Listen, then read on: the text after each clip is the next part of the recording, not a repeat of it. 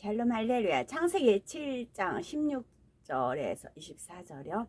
들어간 것들은 모든 것에 암수라. 하나님이 그에게 명하신 대로 들어가매 여호와께서 그를 들여보내고 문을 닫으시니라. 홍수가 땅에 40일 동안 계속된지라. 물이 많아져 방주가 땅에서 떠올랐고 물이 더 많아져 땅에 넘침에 방주가 물 위에 떠다녔으며 물이 땅에 너무 넘침에 천하의 높은 산이 다 잠겼더니 물이 불어서 15규빗이나 오르니 산들이 잠긴지라. 땅 위에 움직이는 생물이 다 죽었으니 곧 새와 가축과 들짐승과 땅에 기는 모든 것과 모든 사람이라. 육지에 있어 그 코에 생명의 기운이 숨이 있는 것은 다 죽었더라. 지면의 모든 생물을 쓸어 버리시니 곧 사람과 가축과 기는 것과 공중의 새까지라. 이들은 땅에서 쓸어 버림을 당하였으되 오직 노아와 그와 함께 방주에 있던 자들만 남았더라. 물이 150일을 땅에 넘쳤더라. 대홍수 심판 시의 지형 변화에 대해서 말씀드렸습니다. 지구를 뒤덮은 홍수의 수압으로 인해서 지층에는 융기와 침강 현상이 일어났지요. 또한 인력의 영향을 받아 지구를 휩쓸고 도는 물의 힘에 의해서 짧은 기간 동안에도 지표면에는 여러 겹의 퇴적층이 생겨났습니다. 그 결과 지구의 지형은 홍수 이전과 매우 다른 형태로 변형되었지요. 그러면 대홍수 심판 시에 죽은 무수한 사람들의 시신과 짐승들의 사체는 어떻게 되었을까요? 아담이 이 땅에 내려와서 정착한 곳은 지금의 이스라엘 땅입니다.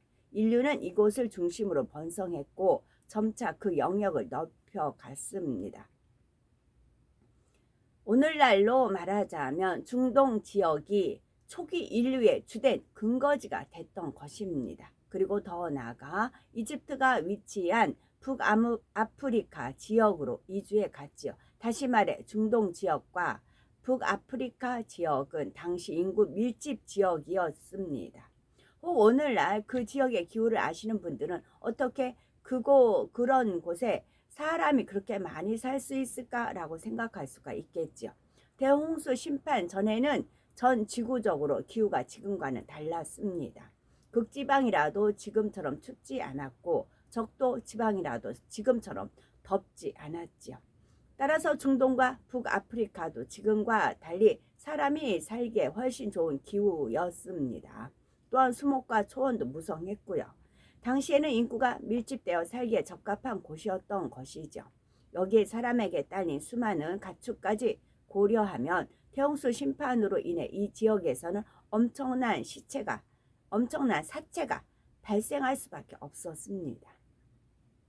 이 수많은 사체는 대홍수로 인해 지형의 변화가 생기면서 지층 속에 묻히게 되었습니다. 지층이 내려앉거나 솟아오르는 과정에서 사체들이 지층 사이에 묻힌 것입니다. 이것은 육적으로는 단순히 땅 속에 묻힌 것이지만 영적으로는 하나님의 심판을 의미합니다.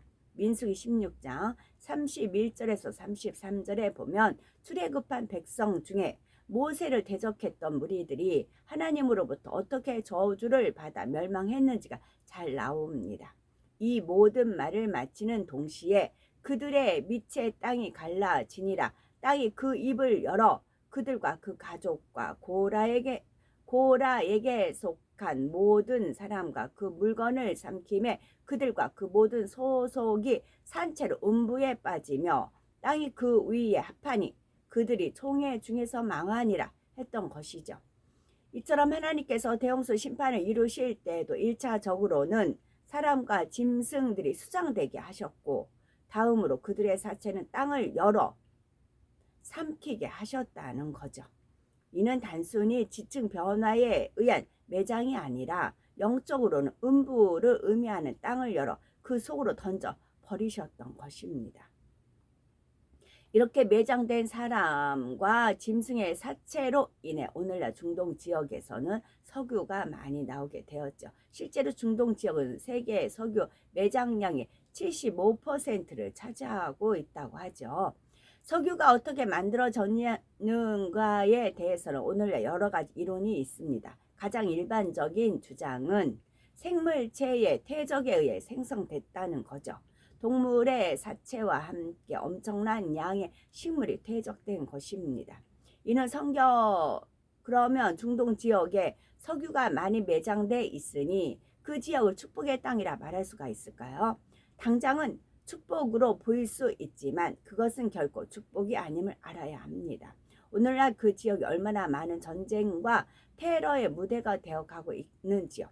오히려 석유 자원으로 인해서 외세로부터 많은 침략을 당하고 있죠. 물질적인 당장의 유익을 제외하고는 지금 그 지역은 축복의 땅이 아닌 저주의 땅이 되어가고 있는 거죠.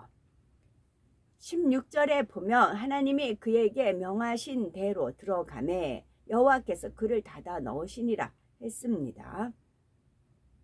여호와께서 그를 닫아 넣으시니라, 이 표현에 다소 강권적인 느낌이 담겨 있습니다. 그렇다고 아버지 하나님께서는 노아를 강제로 방주 안에 넣으셨다는 뜻이 아닙니다. 여기에는 하나님께서 전적으로 주관하셔서 노아와 그의 가족들 그리고 방주 안에 들어간 짐승들을 붙드시고 지키셨다는 의미가 담겨 있지요. 이러한 아버지 하나님의 강권적인 지키심과 보호하심이 있었기에 방주 안에 탄 노아와 그의 가족들은 어떠한 요동함도 없이 지낼 수가 있었죠. 우리도 하나님께서 강권적으로 붙드시고 지켜주시면 어떤 상황에서도 평안할 수가 있습니다. 설령 연단을 받는다 해도 축복 가운데 연단에 가십니다. 아브라함도 연단의 과정 중에도 항상 축복이 임했던 것을 알 수가 있지요. 아내를 빼앗기는 시험도 있었지만 아버지 하나님께서 강권하여 주관에 가시니 오히려 축복으로 갚아졌죠. 요셉도 연단 중에 항상 축복이 임했고 범사에 형통했습니다.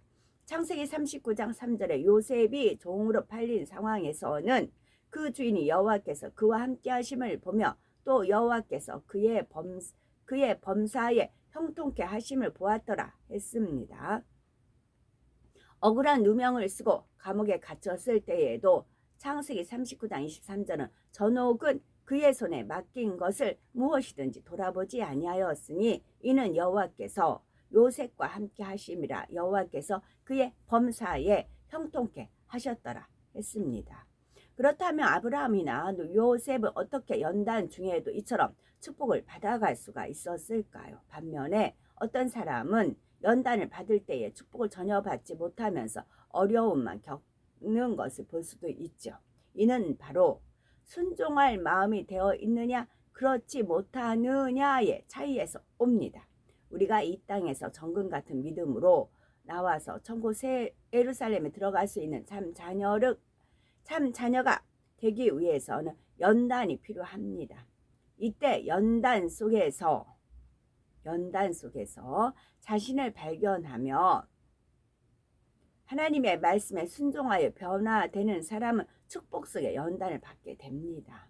그런데 어떤 사람은 연단을 받으면서 자신을 발견하여 변화되기보다는 원망하고 불평하며 탄식합니다. 환경과 사람을 원망하고 자신의 처지를 불평하며 심지어 교회와 하나님에 대해서도 불평하는 사람들이 있지요. 더 나아가 죄로 인해 시험 환란이 오면 이때도 회개하고 돌이키는 것이 아니라 변명과 핑계를 대려고 합니다. 계속해서 이런 마음과 태도를 갖는다면 연단 중에 결코 축복이 올 수가 없죠. 물론 때에 따라 물질로 연단하시는 동안은 물질의 축복이 오지 않는 경우도 있습니다. 하지만 이런 경우에도 항상 기뻐하고 감사하는 사람에게는 하나님께서 어떤 방법을 통해서든 먹이시고 입히시며 인도해 가시지요. 물질의 연단 동안에는 비록 넉넉한 물질의 축복은 없다 해도 이 모양 저 모양으로 채워주심으로 결국 형통으로 이끌어 가신다는 겁니다. 그러므로 연단 중에 어려움을 겪는 분이 있다면 나는 과연 순종할 마음 자세가 되어 있는가 스스로 점검해 보아야 되겠죠. 순종할 마음의 자세가 되어 있는 사람은 왜 연단이 왔는지를 발견해서 그 원인을 신속히 해결해 갑니다.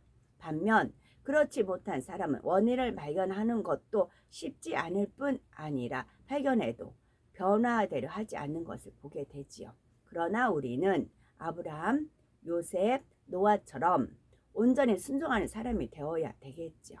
항상 아버지 하나님의 강권적인 지킴을 받고 더불어 복도 함께 받아가는 우리가 되어야 되겠습니다.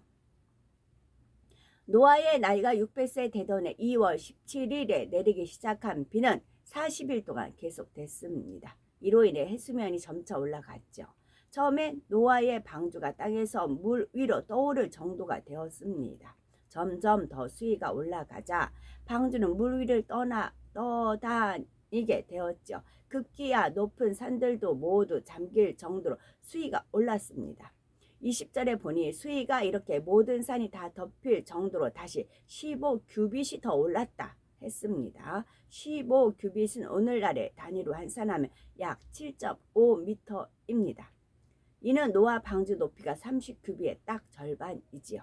따라서 대홍수 시 수위가 모든 산을 다 덮을 정도에서 다시 15규빗이 더 올랐다는 것은 방주가 어느 곳에도 걸리지 않고 자유롭게 떠다닐 수 있게 되었다는 의미입니다. 배가 물 위에 떠 있을 때에 보통 아랫부분은 물속으로 가라앉습니다. 배가 사람이나 화물로 채워질수록 그 무게만큼 더 가라앉게 되지요. 노아의 방주는 동물들과 양식으로 가득 차 있었습니다. 따라서 적어도 방주 높이의 반 정도만큼 수위가 더 오른다면 방주가 안전하게 떠다닐 수가 있습니다. 만약 이러한 여유가 없었다면 자칫 물 위를 떠다니던 방주의 바닥이 높은 산의 봉우리에 걸릴 수가 있죠. 그러면 배가 암초에 걸려 사고를 당하듯이 위험한 상황에 처할 수도 있는 것입니다. 이처럼 대홍수 심판 때 물은 높은 산보다 15규빗이나 더 높게 차올랐습니다. 그 결과 21절에서 23절의 말씀처럼 땅 위에 움직이던 생물들 곧 새와 가축과 들짐승과 땅에서 기던 것들과 사람들까지 다 죽었지요. 새는 날 수 있다 해도 높은 산까지 물로 덮여서 내려앉을 곳을 없게 되자 결국은 다 물에 빠져 죽게 된 것입니다.